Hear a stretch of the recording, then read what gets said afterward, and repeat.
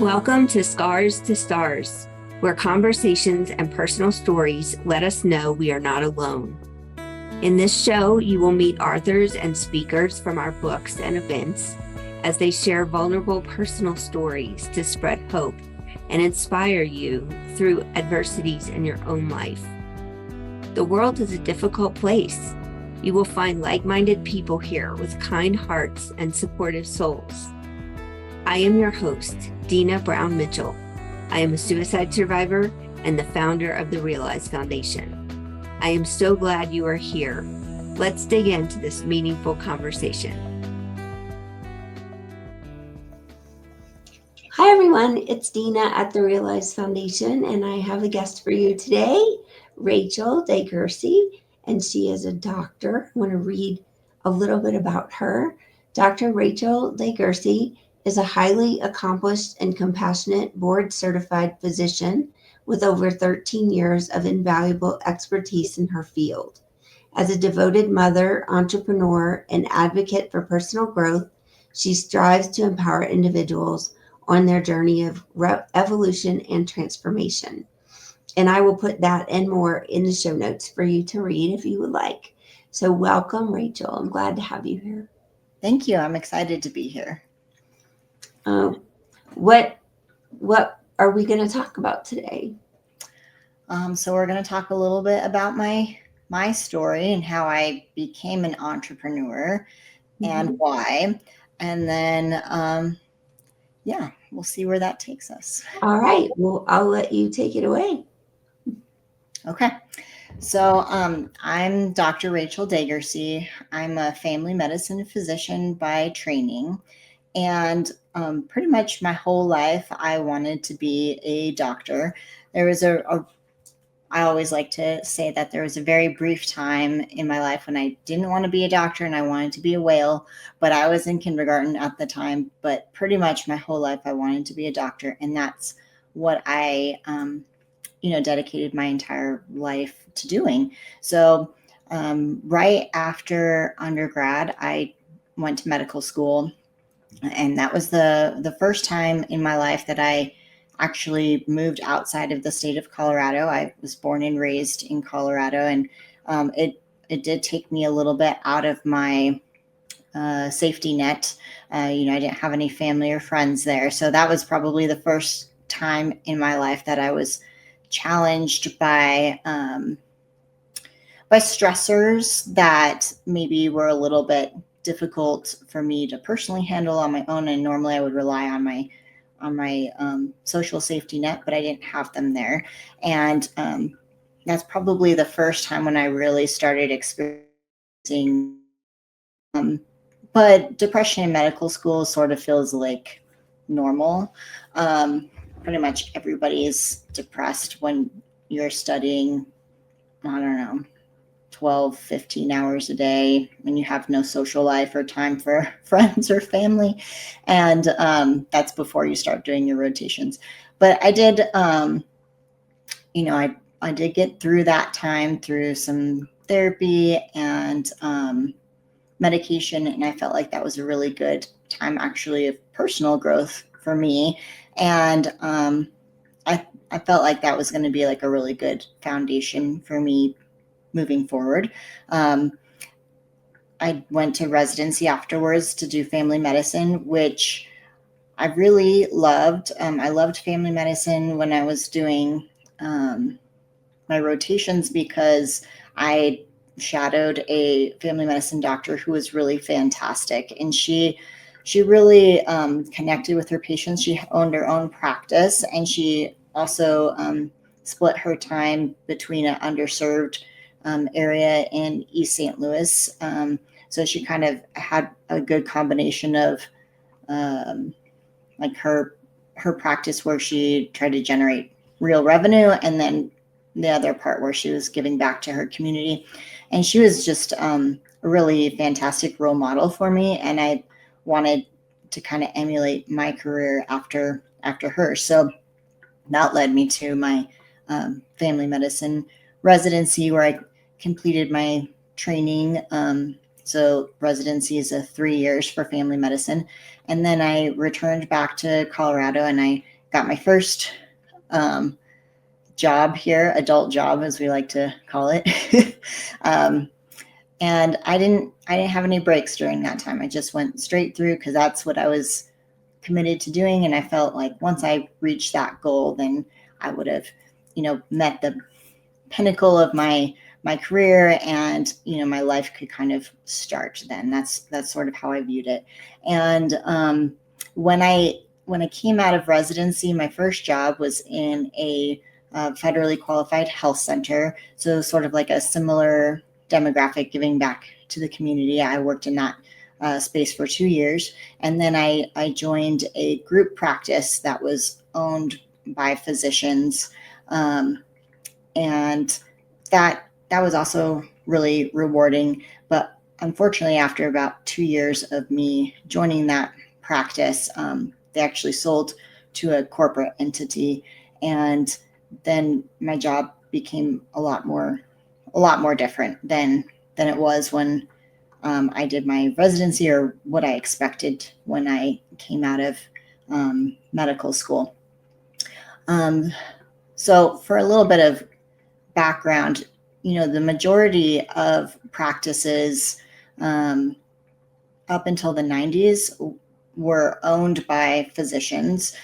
So the physician was basically like small business owner. They owned their practice. They decided how many patients they were going to see, what kind of payment model they were going to do. But it was also their job to kind of keep the lights on, make sure all the employees got paid.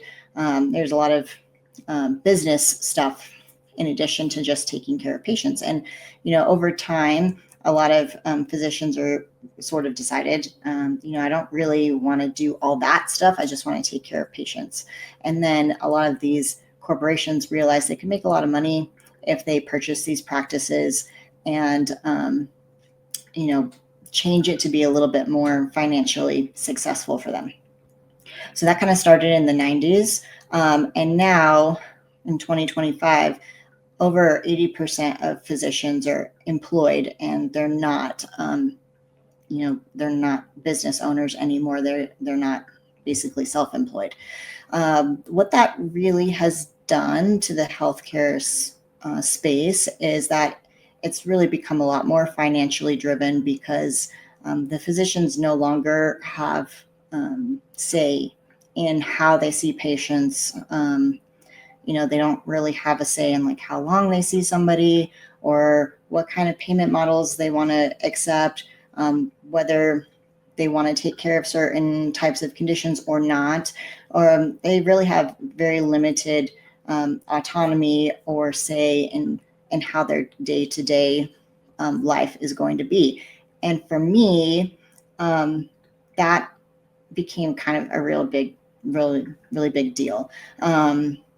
In my corporate job, I used to be able to see patients for 30 minutes or longer if I felt like I needed to.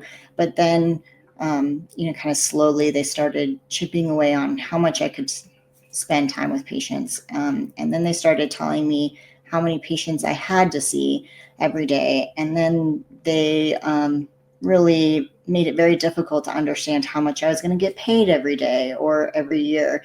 They changed my payment model every year for the last 8 years that I was there. And so then my life sort of became a lot more uncertainty in it. And the joy that I got from seeing patients and connecting with them really started getting chipped away and stripped away, because I only had 15 minutes to spend with somebody. I didn't have the time to develop a true relationship with people over time, which is what ultimately gave me the joy in my job. So, about that time is when COVID happened, and it was a very stressful time as a healthcare worker. But ultimately, it was really my job structure that was the most difficult part about it. Not even COVID, but just how my day-to-day life was. And I really started developing a lot more depression in that time. it became very difficult to get through my day. I definitely had a lot of irritability and anger, and I would come home to my family completely emotionally exhausted. I'd have days where I worked, a 10 or 11-hour day, and I never had a chance to go to the bathroom, and I never had a chance to sit down and eat. I ate in between patients. I stopped and took drinks of water in between rooms. Sometimes I wouldn't drink water because I knew my day would be really busy and I didn't want to have to feel like I had to pee all day, but not had a chance to do that. My employer was, on paper, they said that you could take time off if you were sick or ill, but in reality, they were very discouraging of that. So if you were sick, you came to work. You just wore a mask. If you were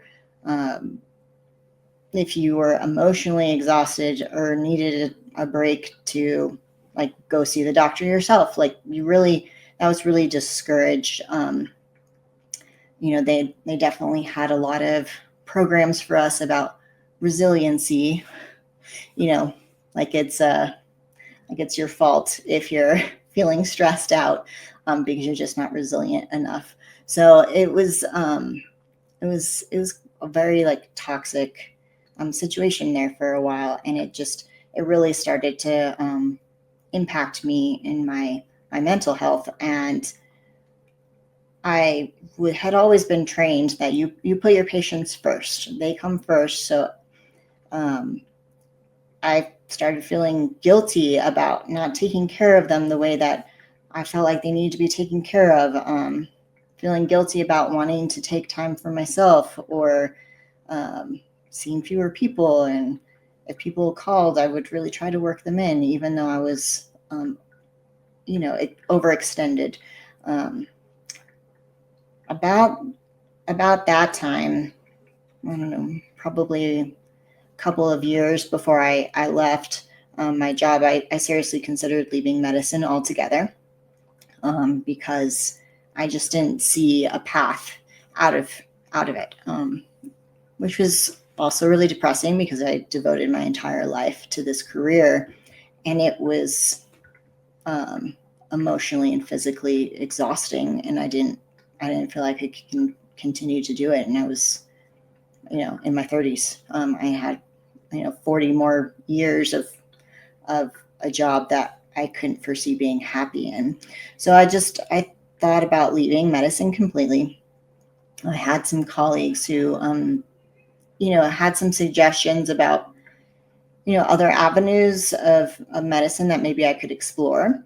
So I decided to look into those, and I went to a conference where I learned about aesthetics, aesthetic medicine, and I really felt like that might be a good fit for me as a way to still connect with patients and practice medicine, but just do it as my own boss and do it in a different way.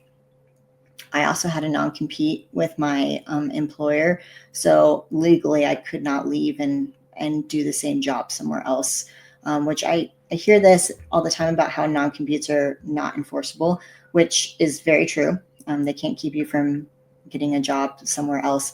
But for dentists and physicians, they actually can, even if you get a job somewhere else and they can't enforce your non-compete, they can fine you, which my former employer had previously done to other physicians who left.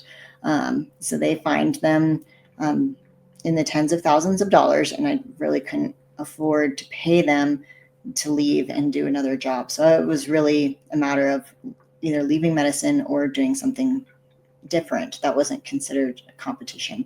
So I decided to open up a med spa, which was really scary because I didn't ever think I would be a business owner. So I started, seeing patients and my med spa while I was still working for my former employer, and I was doing both jobs for a little while to build up my practice. I've now had my med spa for 4 years, and going on 5 years. And about a year and a half ago, I was able to leave my employer and set out on my own and be my own boss, which has been really amazing because I finally have control over my life a little bit. I took a major pay cut that way, but I'm still like happy, and I'm not depressed anymore. I don't feel the urges or thoughts that I had when I was working for my former employer. Recently, probably about 6 months ago, maybe 8 months ago, at the early 2025, I started getting this urge to go back to primary care, because I do still feel like fundamentally that's what drew me to medicine, is like taking care of patients longitudinally and taking care of the whole patient, not just one aspect of their health needs. And I've decided to open up my own primary care practice in addition to my med spa. So I'm going to be running both of those, and that's going to be opening up in just a few weeks. So I've found a way to kind of reincorporate that. And oddly enough, I'm busier than I ever was, probably, and just doing my corporate medicine job. But I'm infinitely more satisfied with my job because I'm no longer having to tell people no, or I can't. I'm limited in my time with you today. I don't have those conversations with people anymore. I give myself an ample amount of time to discuss whatever somebody wants to come in and talk to me about that day, and I get to know them, and that really is restoring some of my joy for medicine. So that's a little bit, or maybe a lot, of my story. Thank you for sharing that. It's rare that you hear someone in your position talk about this stuff. And so I think it's important that other people in your industry maybe hear this and understand that they're not alone in how they're feeling. Yes. And regardless of the job or who they work for, just, it's a caregiving in a lot of different ways is very giving of yourself, like you said, with no breaks and no, you miss eating and things like that. I think there's you're sacrificing yourself sometimes to help others, and that's noble, but it's also not okay.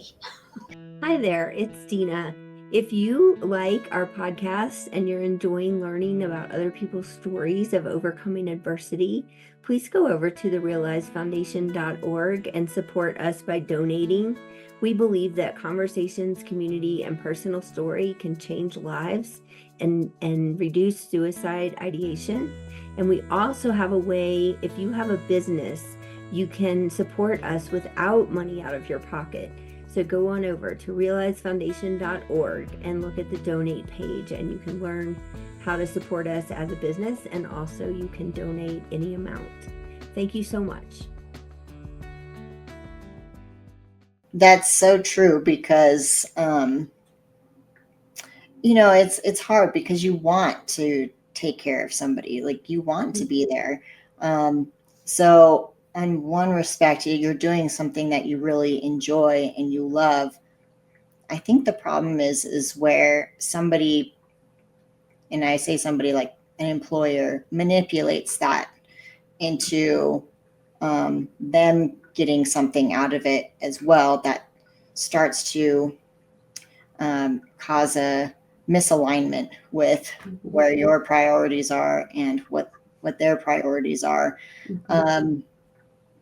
I think that that's where the real issue is, because it's okay to care about people and want to be there for them, and it's okay to sacrifice yourself sometimes, but it's not okay for that to be the expectation and the norm, and also for them to not allow you to take care of yourself when you need to. I mean, I missed 2 of my grandparents' funerals because of my job. And that was just expected. There was no option for me to be there. And, and at the time I felt like that was necessary. But now I don't feel like that was. I mean, no other, there are very few jobs out there where that would be expected of you. And I don't feel like it should be that way for healthcare workers either. Yeah, I agree with you. I mean, I think all of us, the whole world is talking about how we need to take better care of ourselves, our bodies, and our brains. And then there's actually many professions who push you in this regard to a place where you can't do that. I mean, I worked in the hospitality industry for years, and it's similar because 18-hour day is normal, and that shouldn't be normal. But there's industries in the world that are just set up that way, and they just expect that. And when you're in those industries, I think you just take it as, if I want to do this, this is what it takes. But we have to figure out how we can take better care of ourselves in the meantime.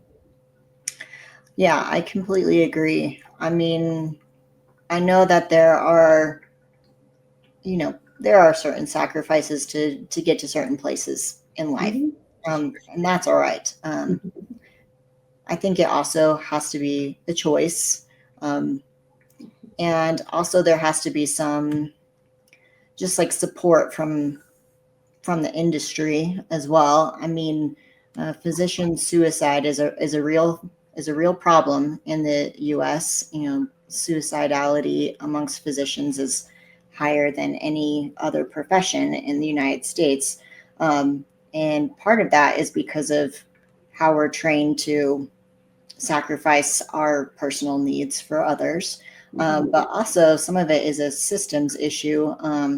There's still many states out there where you have to disclose whether or not you're seeking help with, mental health issues. And that is real discouraging for a lot of physicians to seek out help when they need it because they don't want to disclose it to their, their medical licensing, state medical licensing board. So, that just creates more of a problem there where we're already having issues with some people who are struggling and then they can't seek help because they're afraid of retaliation or negative consequences. I mean, I've noticed myself going to doctors in the last few years. I've had a lot of health issues in the last 15 months or so, and I just noticed the difference in going to the doctor now versus going to the doctor 10 years ago. It's very different. Yeah. What did you notice? I mean, I can imagine what the differences are, but what did you notice? Because I mean, I think that the time frame where it's just seemed rushed, and also just like when you know your body and you know your history and you ask for something and they tell you I can't do that is kind of strange to me, because I don't want to go into details, but I think it's just it's like you said, they don't have autonomy to spend the time or to give you what you know that you need. It's like, no, we have to try this medicine first, or we have to do that first. And it's just very different than what I've experienced before that in my life. Yeah. Yeah. And I would say that my guess is that the doctors that you're seeing hate that. They probably hate it just as much as you do. It's frustrating because I feel like, probably to talk to your desiring one thing, but saying that, oh, we have to do this first. It's probably an insurance systems thing. And it's really frustrating to feel like insurance companies are pitting physicians against patients. That's what it feels like. It's like putting us like at odds with one another when really we're on the same team. Insurance company, they have their reasons for their decisions. Most of it is financially motivated. And I would say that for the majority of doctors, we're not there for the money. We're there to take care of people. So we don't really care if it costs an insurance company more money, but they do. And or the insurance company does. And they phrase things to patients like, oh, well, we will do this if your doctor says it's medically necessary. Well, by definition, if we write you that prescription, I'm saying it's medically necessary, but somehow that makes me into the bad guy if it's not covered. We're like, well, your doctor didn't say the right things. It's not covered. Like all of a sudden I'm doing something wrong and my patient is upset with me. So that just already makes my difficult job even more difficult. Yeah, I can understand that. I wonder if you would take a few minutes to tell us about your new practice and where you are, how people can find you, and what's special about the med spa. Yeah, I'd love to do that. So first, as far as for my new practice, it is a membership based practice. So I know that can sound a little frustrating to people who have insurance because they want their insurance to pay for all of their care. I totally understand that. I don't like spending a lot of money on something that does nothing for me.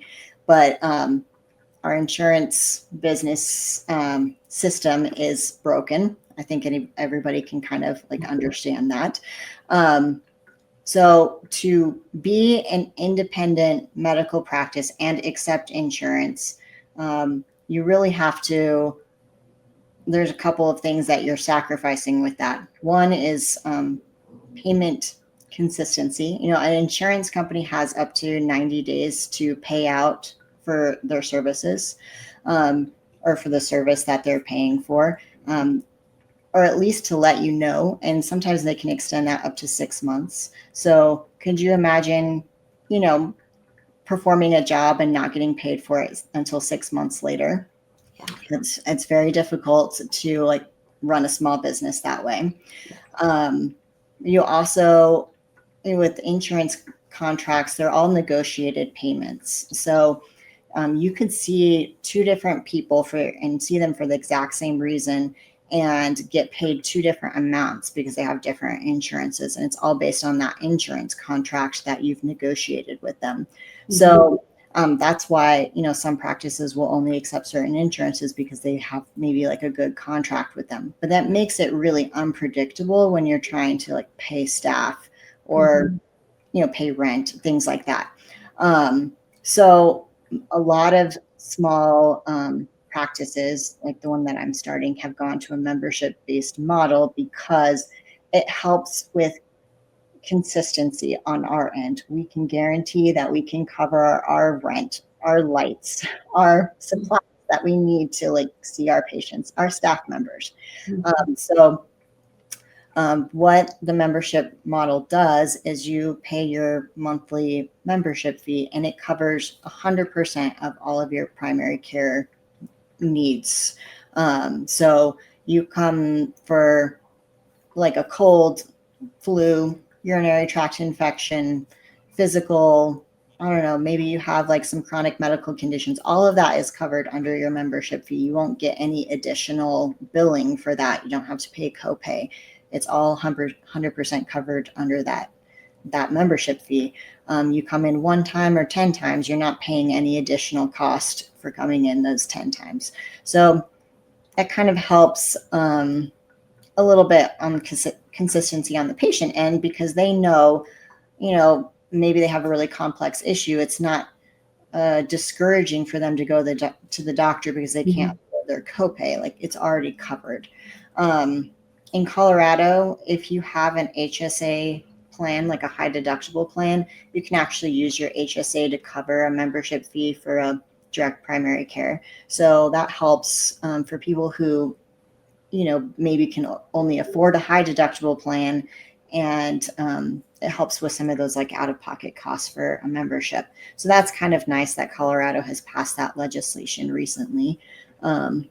So that'll be very helpful in our state. Not all states are like that though, but it also allows me to keep my patient empanelment sort of small, so I can devote as much time as I want to people. So my plan is to actually have hour-long appointments with my patients so that I can cover all of their needs during that visit, and really kind of deep dive into whatever problem they're coming to see me for. So that's my hope, is that I'm going to be able to like really offer a more quality care for people instead of just this, quantity, seeing as many people as possible, because, you need to get through it as much as possible to get those insurance payments.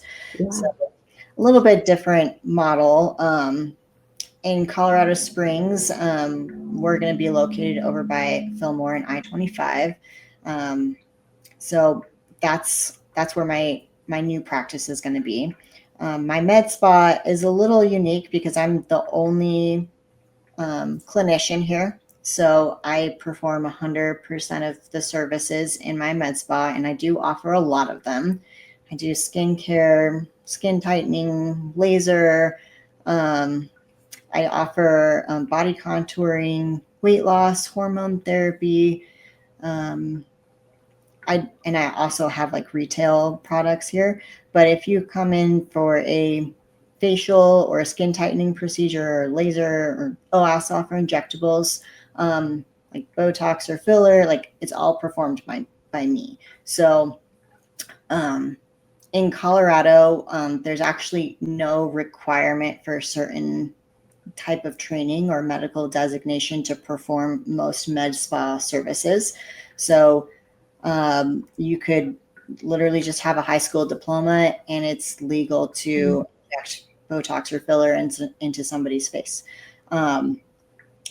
You do have to disclose if you are having that task delegated. So technically, you're supposed to have a medical director who's overseeing you and saying you're safe and qualified to perform that procedure, but they don't have to be on site. They don't have to be even in the same state or country as when that service is being conducted. So it can be a little bit like the Wild Wild West when it comes to med spa services in Colorado, because you can do a lot of things without a lot of training legally.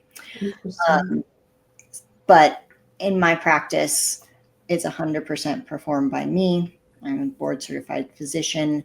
So any issue or complication, I'm very qualified and experienced to take care of. And I also can kind of look at the whole picture of somebody. I've had some people come to me and ask for certain things, and then because I know what their medical history is or what medications they're on, maybe that particular treatment isn't the best option for them, and we talk about some other things. So that also makes me a little bit unique. Yeah. So does your med spa take insurance? No, so most med spa services, because they're considered cosmetic, are not covered by insurance. Okay. You can use an HSA here for the hormone therapy or the medical weight loss. So those are two things you can use like your HSA card for, but the majority of it is considered cosmetic, so not covered by insurance. Awesome. This has been very educational. I hope other people will feel that way, because it's really confusing sometimes for people about what to do and how to use their insurance, how this new care credit thing that's around, all these different things. And I think the membership model I've heard from a couple of my friends who don't have insurance that they use that because it gives them a way to have health care without really big bills. And I've heard positive things about that. Mm-hmm. Yeah, it's a great option for an uninsured or self-employed person. Yeah, it's a good option.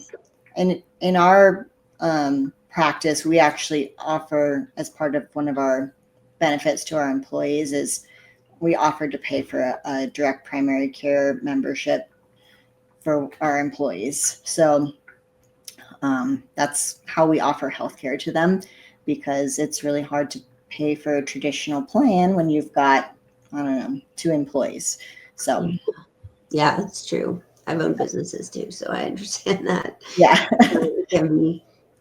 Insurance can be hard when you have a small business, for sure. Mm-hmm. Well, thank you so much for sharing all of this information with us and your story. And I'm wondering if you have any last words for our listeners. Oh, I have so many things that I could say.